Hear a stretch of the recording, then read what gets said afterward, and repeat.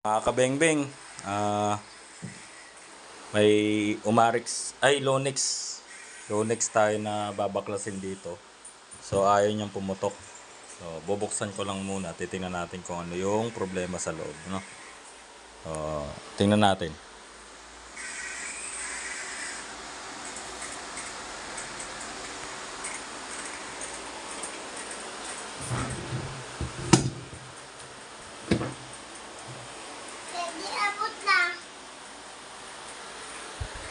Kabengbeng, so binuksan natin tong Lonix, no?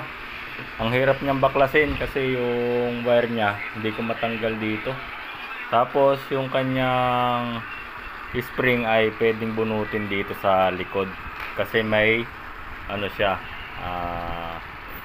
recoil. May recoil buffer siya, no? So binuksan ko to, ayan, medyo ewan ko kung anong nangyari dito.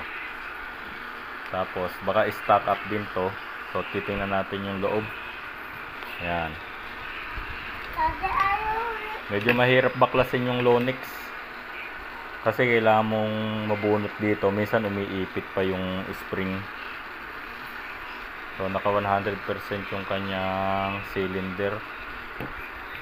So buksan na natin din tong kanyang made in Taiwan yan, mga kabengbeng.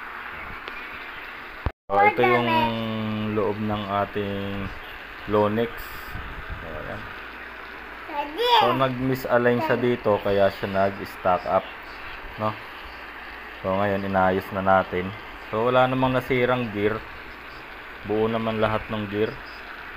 So ibabalik na natin ulit. Na-misalign din yung kasi itong piston. Medyo pumalipit siya na ganun. Yan, gumanyan. So nag-misalign siya. Kasi lumuwag yung mga bolt niya dito sa housing. Ang dali lang nabuksan. So bubuuin ko na ulit at testingin natin kung ano mangyayari. Ayusin na natin ulit to, mga kabengbeng. Paglalagay ng spring nito, mga kabengbeng, galing gaganon mo lang, hulog mo lang dun. Yun. Tapos lalagay mo tong buffer. So ito yung recoil nya.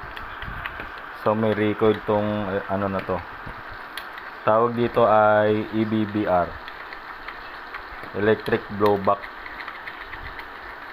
Rifle. Yan. So hindi lang yung GBBR ang meron. Yung GBBR kasi gas blowback rifle. Ito naman EBBR. So halos same sila ng bolt. Yung bolt din may ganito din. So magkaiba lang sila ng yari, pero okay sila. So upgraded yung parts din niya. Tapos malakas yung spring, parang nasa 155 yata to, 150. Nakikigulo yung maliit ko, ayan, no. Okay lang muna, ayusin ko muna to, mga kabengbeng. So testingin natin yung unit ni sir, no. Ayan.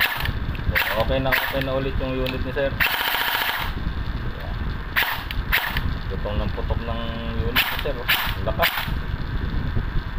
Tingnan natin dito kung maiusad na ito. Lakas din, no. So ayan na, mga kabengbeng, nabuo na ng unit ni sir.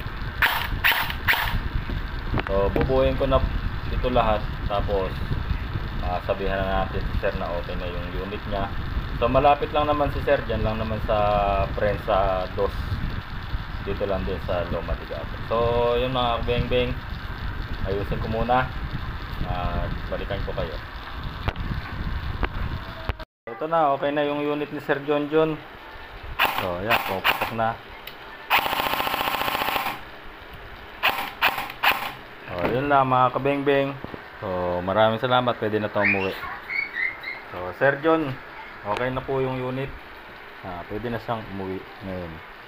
Maraming salamat, buhay po tayong lahat.